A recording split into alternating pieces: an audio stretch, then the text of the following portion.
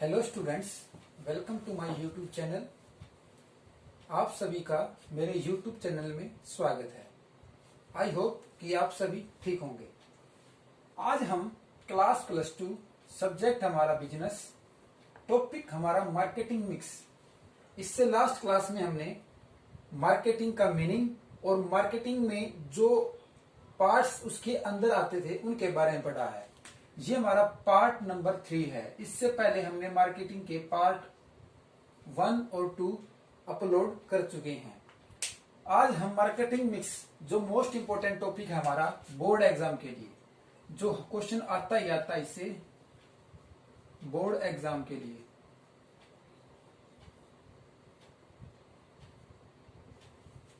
तो प्यारे बच्चों, वीडियो को अंत तक देखो बड़े आराम से।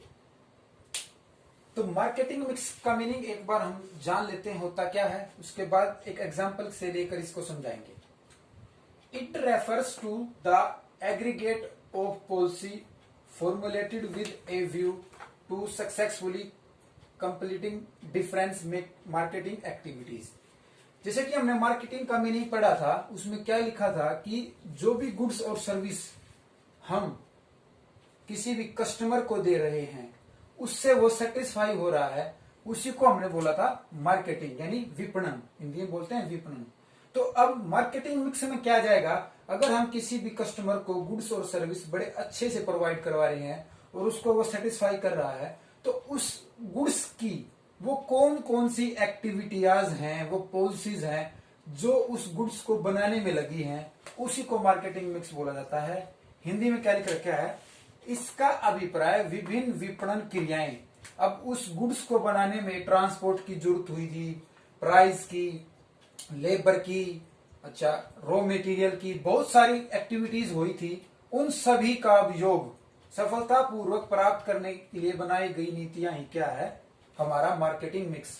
अब मैंने मान लो कि मार्कर बनाने की कोशिश करी है, तो इस मार्कर को बनाने के लिए रॉ मटेरियल लाना पड़ेगा, इसके लिए प्लास्टिक लेना पड़ेगा, इसके लिए इंक लानी पड़ेगी, इसके लिए और भी लेबर लगानी पड़ेगी। तो सारी की सारी जो एक्टिविटीज हो रही थी, इसको सफलतापूर्वक यानी सक्सेसफुल बनाने के लिए उन सारी एक्टिविटियां को हम मार्केटिंग मिक्स बोला जाता है।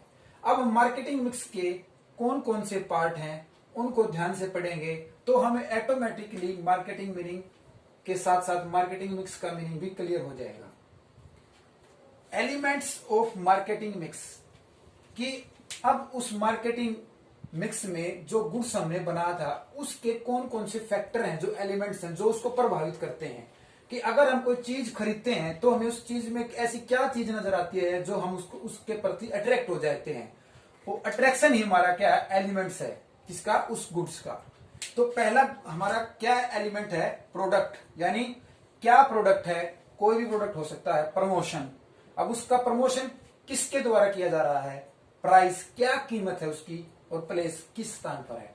मैं एक बड़ा सा आसान सा एग्जांपल लेता हूं। प्रोडक्ट लिया है मैंने समोसा, मैंने समोसा लिया है। पहले इसको याद करने का तरीका कि पी से प्रोडक्ट, पी से प्रमोशन, पी से प्राइस और पी से प्लेस, ये 4P हैं।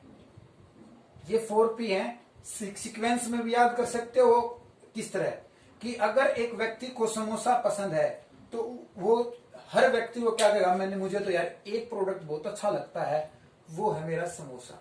ठीक है, उसके बाद जब उसने समोसा खाया, बड़ा ही स्वादिष्ट समोसा है, तो उसने क्या किया, 10 लोगों के बीच में जब वो बैठा था, उसने एकदम उसके दिमाग में आई, क्यों ना मैं अपने समोसे का प्रमोशन करूं इन 10 व्यक्तियों को। तो उसने उन 10 व्यक्तियों के बीच में ग्रुप में बैठा था, तो उसने क्या किया, उन 10 व्यक्तियों के साथ बोला कि यार आज तो समोसे खाने का मन है, पर समोसा कहाँ मिलता है, कैसे मिलता है, किस प्राइस पे मिलता है, ये सारी बात उसने उनके साथ डिस्कस की। इससे क्या हुआ, उसने समोसे की एक ऐसी छवि उन व्यक्तियों के प्रति बना दी कि उनके मुंह में भी पानी आ गया। तो प्रमोशन कर दिया उसने उन व्यक्तियों को समोसे का। फिर है, और व्यक्ति का नाम क्या था, अतुल। इसके बाद है थर्ड, यानी प्राइस। अब उसने खा तो लिया उन व्यक्तियों ने, तो ये बोले कि भाई खाने में तो बहुत ही ज्यादा आसान है, पर इसकी कीमत क्या है, कीमत तो बता दो। फिर उन्होंने बोला 10 रुपए का समोसा है। अरे वाह, स्वाद इतना और प्राइस भी कम, खाने में स्वादिष्ट है। इसके बाद लास्ट है फिर बोले भाई प्राइस की भी बात हो रही, प्रमोशन भी हो रहा, प्रोडक्ट का नाम भाई कितनी दूर मिल रही हो, कितनी दूर जाके लेना पड़ेगा, ये एक हरियाणवी टाइप में पूछते हैं कि कितनी दूर है समोसे की दुकान। तो वो कहता है भाई नजदीक ही है, उस प्लेस का नाम बता देता है। जैसे कि अगर रोहतक में कहें तो डी पार्क पे है सोम की समोसे की दुकान, तो नजदीक ही है। तो ये चारों बातें इस समोसे से हमें डिस्कस कर दी कि प्रोडक्ट का नाम समोसा, प्रमोशन कर दिया उन व्यक्तियों में, फिर प्राइस के बारे में पूछ लिया और फिर प्लेस भी बता दिया। तो अब इनका वन बाय वन करके प्रोडक्ट में कौन कौन सी एक्टिविटीज हैं, जो एलिमेंट्स हैं जो इसको इफेक्ट डालते हैं, देखते हैं कौन कौन से हैं। सबसे पहले हम प्रोडक्ट का मीनिंग जानते हैं क्या है। It refer to the all the decision related to the product, कि कोई भी प्रोडक्ट जब हम बनाते हैं उसके सब संबंध में लिए गए निर्णय, कि जैसे कि समोसा हमने अच्छा लगा था तो डिसीजन क्या लिया, आगे से 2 दिन में 4 दिन में हम समोसा ही खाएंगे, बहुत अच्छा समोसा है, तो हमने डिसीजन ले लिया प्रोडक्ट के प्रति। इसी तरह अगर हम सूज लेते हैं किसी भी कंपनी का और वो हमारा बहुत अच्छे से चलता है 3 या 4 साल तक, तो हम ये कहेंगे आगे आने वाले दिनों में भी हम इसी कंपनी का सूज खरीदेंगे। तो उसी को क्या बोला जाता है, decision related to the product, कि हमने अपने दिमाग में एक निर्णय कर लिया है कि जब भी हम कोई प्रोडक्ट खरीदेंगे तो इसी कंपनी का खरीदेंगे, एडिडास हो, नाइक हो, पूमा हो, कोई भी हो सकती है। अब प्रोडक्ट मिक्स में कौन कौन सी बातें थी जो आएंगी, एलिमेंट्स हमारे कौन कौन से थे। तो सबसे पहला कि जो शूज हमने खरीदा है वो एक ब्रांड है, जैसे कि जियो एक ब्रांड है, ठीक है, जियो एक ब्रांड है, तो लेकिन इसी तरह शूज भी एक ब्रांड है। अब हम ब्रांड का नाम जानने की कोशिश करेंगे। अगर शूज तो हमें पता है कि ब्रांड है, लेकिन इस शूज का नाम क्या है, एडिडास है, नाइक है, पूमा है या अदर्स कोई और है, तो उसी को क्या बोला जाएगा, ब्रांड नेम। फिर है ब्रांड मार्क। अब देखते हैं कि जो हमने जूते खरीदे हैं उस पर कोई ना कोई सिंबल जरूर होगा, यानी चिन्ह, निशान, उसी को क्या बोला जाता है, ब्रांड मार्क। जैसे कि नाइक पे ऐसे टिक का चिन्ह होता है, पूमा में शेर का निशान होता है, ठीक है, ये सारे के सारे उसके क्या है, ब्रांड मार्क। हो सकता है आप टूथपेस्ट को ले लो तो टूथपेस्ट पे भी मार्क होता है, उसकी ब्रांड का नेम होता है, एक्सपायरिंग डेट होती है, मैन्युफैक्चरिंग डेट होती है, प्राइस होता है, बहुत सारी बातें लिखी होती हैं उस ब्रांड के ऊपर। तो इसके प्रोडक्ट मिक्स के हमारे 3 पार्ट थे। फर्स्ट पार्ट था हमारा ब्रांडिंग, यानी नामकरण। जब भी कोई गुड्स बना जाएगा तो उसका पहले उसका नाम दिया जाएगा, ठीक है। उसके बाद लेबलिंग होता है, जब वो गुड्स हमने बना दिया और उसको नाम दे दिया, अगर वो गुड्स किसी भी कस्टमर के घर तक नहीं पहुंचा तो वो लेबलिंग वाला गुड्स नहीं है, अच्छा गुड्स नहीं है।